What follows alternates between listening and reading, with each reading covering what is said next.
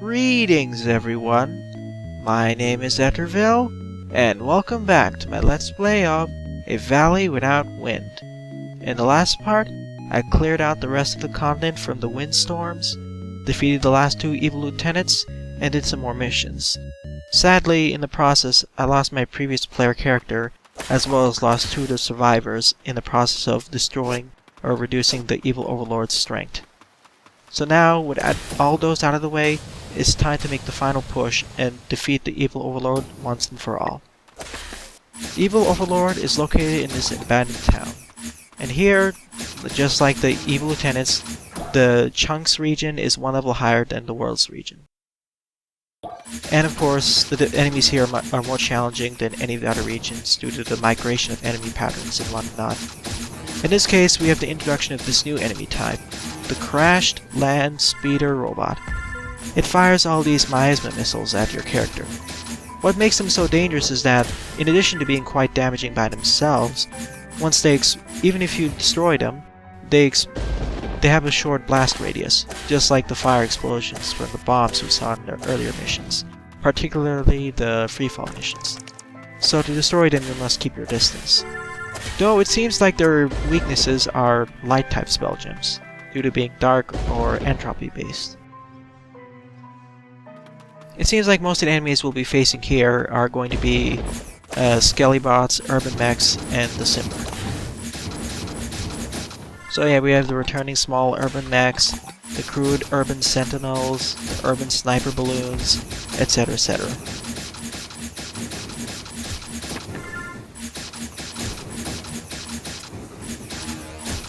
So, my suggestion is to take it slowly, as these land speeder robots can be quite damaging with all their missiles and contact damage. So keeping a medium to long range combat is pretty nice. So use spell gems like the Plasma Bolt and similar light type spell gems, and you'll be able to survive. Or you could just use the Transmogrify Bat Skull and skip past everything and fly through the top part of the map. And the dreaded gazebos are here again. Thankfully, due to the terrain's slant natural slopes, it makes it easier to dodge all these attacks.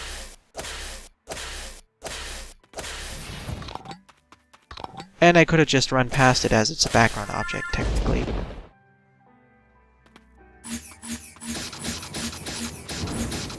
And the Gargants make their return here as well, as they migrated from the neighboring forest region, the Evergreen Forest.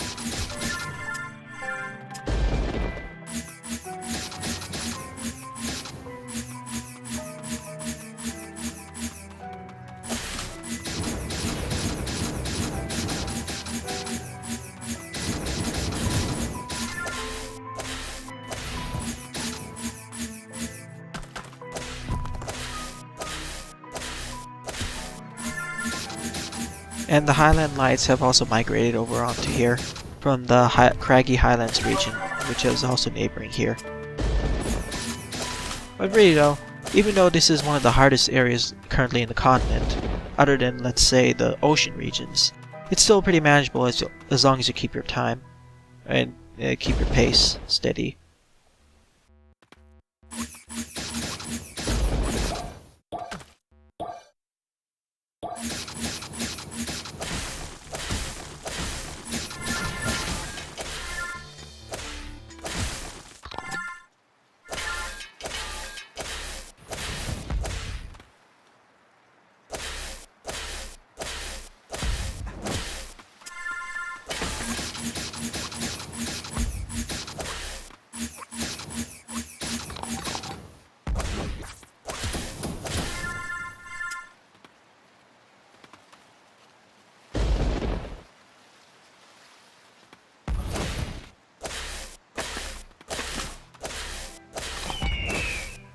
And yep, here comes the resurgence of all these eagles from the forest region again.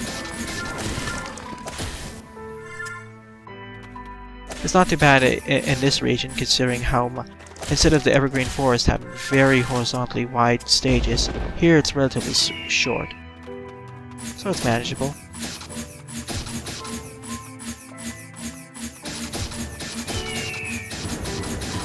but they're still annoying to dodge here as well.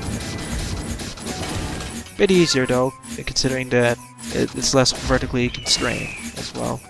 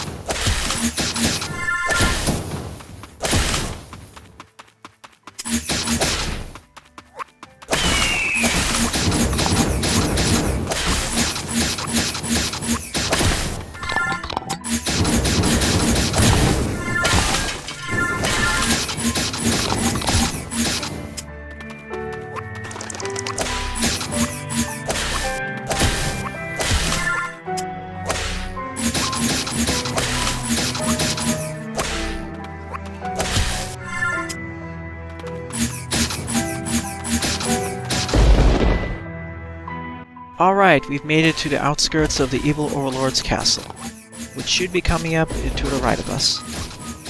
But let's get past all of these crude urban sentinels, as well as the balloons, and of course that crashed land speeder bot. I fear what the non-crash version of this land speeder robot will look like.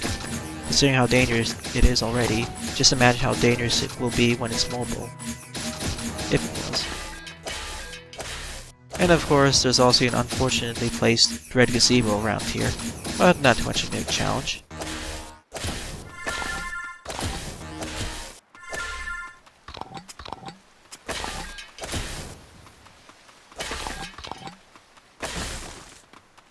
Anyways, before entering the evil overlord's castle, let's take a brief look at it by riding all these bubbles. And from the looks of it, it's actually pretty tall. Well, it's pretty tall from the outskirts, and trust me, as we'll enter soon enough, it's also very tall in the interior. And just as we enter, we're immediately placed into a boss fight. And time to face another one of these amoebas. It was an evil overlord before, but it's even easier when it doesn't have all the HP and damage boosts.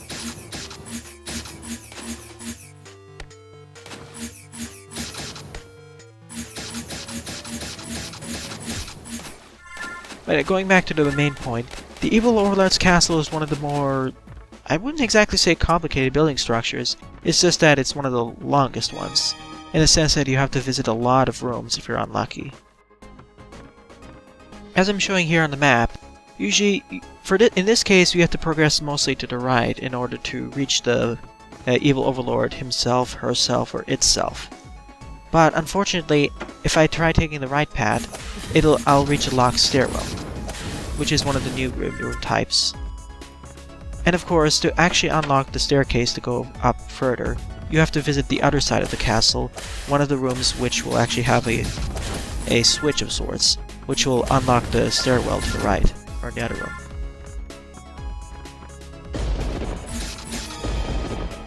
And if you look on the map, it's also marked once you're close enough to it. So basically, visit the rooms that are visited as key rooms.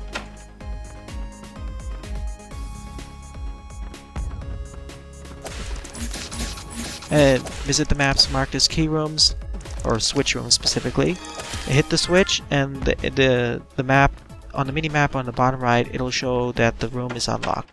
Then go back, or backtrack to that room, go up the stairwell, and repeat the process over and over until you reach the evil overlord. And yeah, this Clockwork Bee is acting quite, yeah, sometimes the AI acts a bit strangely. Normally it's supposed to shock me when I get very close, but apparently it didn't this time.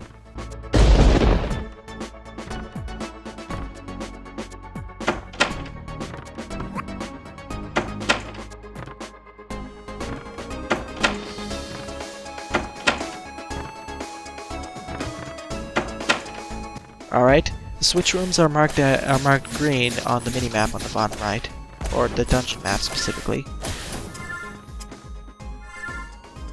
And they're marked as switch and with a letter name usually. Like in this case it's marked as switch A. Press E, boom.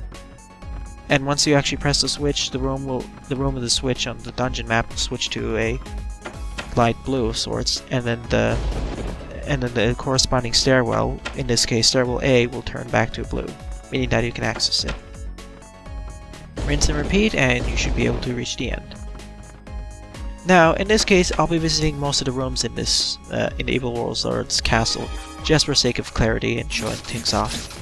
When you're playing it yourself, you can really skip more than 50% of the rooms if you can guess correctly, and just go directly to key rooms. As usually, at least in this mode, the key rooms are usually on the same depth as the other floors, or in the same place where you can connect to, so you don't need to backtrack too much. Like in this case, to access switch A, I just needed to take the left path instead of accessing stairwell A. So in a similar sense, when I go to visit switch B, or activate it, I'll have to take the right route and go left up, so I can find switch B, then I can go take stairwell B, same with C, stairwell C, D, etc, etc. Just continue the process until you reach the end. So yeah, I'll be visiting most of the rooms just for clarity's sake, but you can skip most of them, as they don't really have good rewards. As there's very few or no chance for stash rooms to be appearing in this castle. There will be a warp room and near the end as well, so if you really want to, you can exit the castle, come back more prepared. Or change up your spell gem, equipments, and enchants and whatnot. So I'll be silent until we reach just before the evil overlord.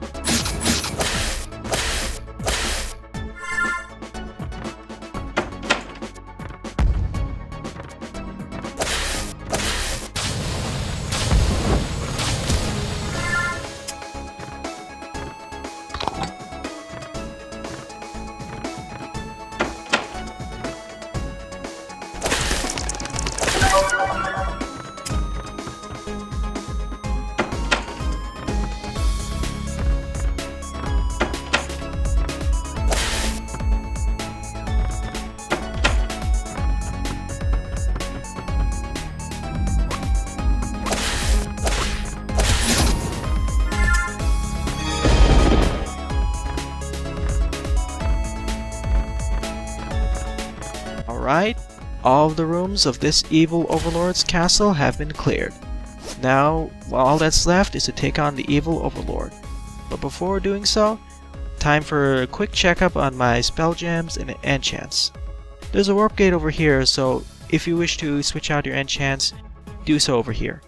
Or of course, if you want to escape the castle entirely and go back to the settlement, you can do so over here. So it's a nice shortcut from everywhere. Time for a final stat check.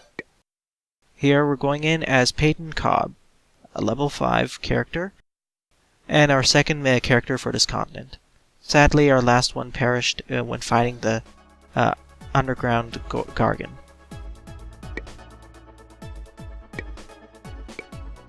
As the last thing to do, it's time to actually go after fight the Overlord and free this continent from its shackles.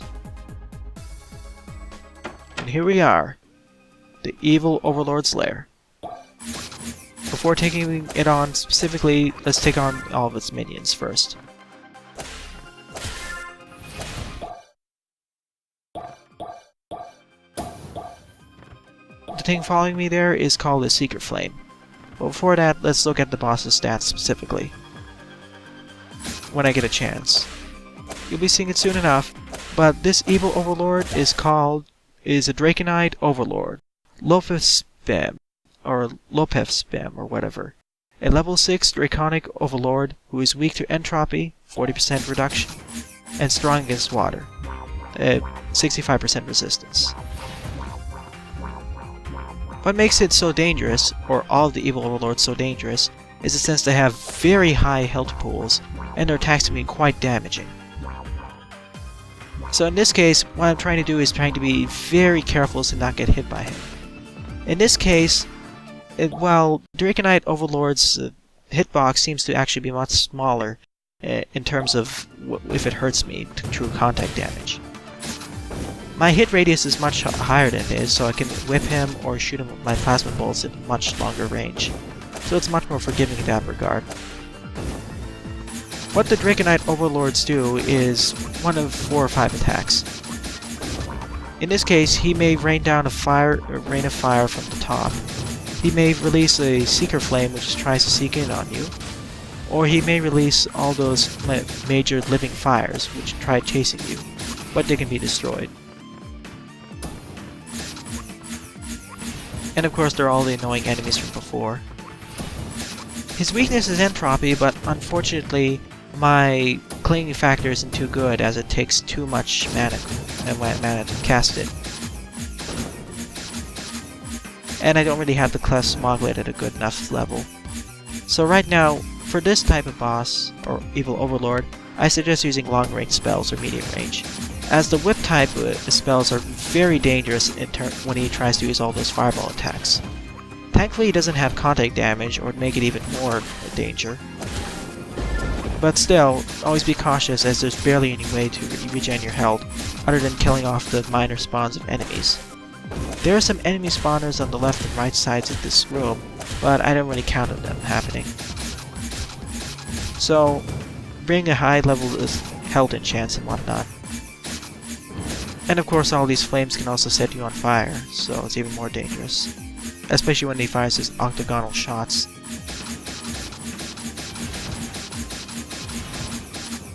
So like I said, my strategy is take cover when he fires all those barrages of flames, and use long to medium range spells.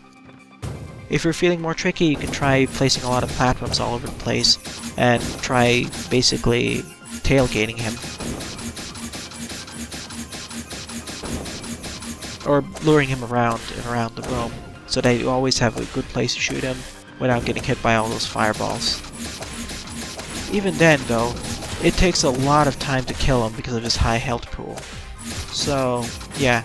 In this case, I won't fast forward it, but it's really just a repetition of my strategy that's shown here. So I'll put up an annotation up above if you want to skip this. But if you want to go through it, it continues on for the next 5 or 6 minutes. So I'll be silent for the next few minutes again. Enjoy the Overlord boss music. It's one of my favorite tracks in this game.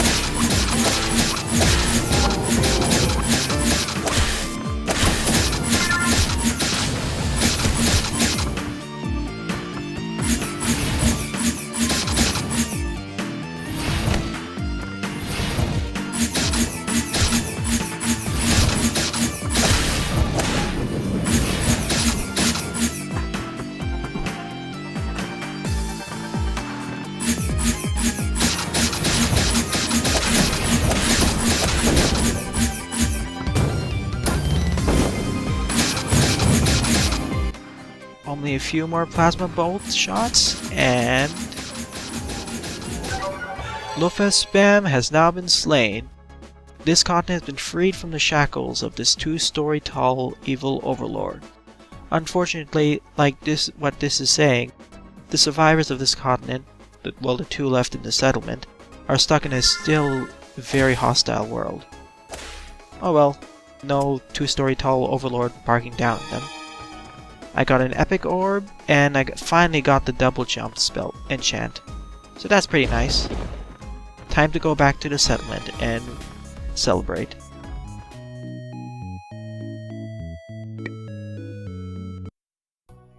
And by visiting here, we can immediately hear that the music has been changed. Instead of a more somber tone, we have a much more peaceful, somewhat sad song playing here. Fitting really, as we lost 3 people in the quest to defeat the evil overlord and its lieutenants. And over here my leafy whip has been upgraded to level 7, as by defeating the evil overlord, I've raised the continent level again. But now this continent is more at peace. There's still monsters all over the place and it's still dangerous to go outside, but I just made this continent a better place. And what this also says is that by defeating the evil overlord, I unlocked the next continent, which is being oppressed by another evil overlord, which I'll be visiting in the next episode. But with that out of the way, we're done with the first major milestone. The first continent is kind of like a tutorial of sorts of this game, and after the second continent, it really opens up in several manners in terms of possibilities and difficulties. Well then, thanks for watching, viewers. In the next part, I'll be exploring the next continent. Thanks for watching, and have a nice day. Doodles!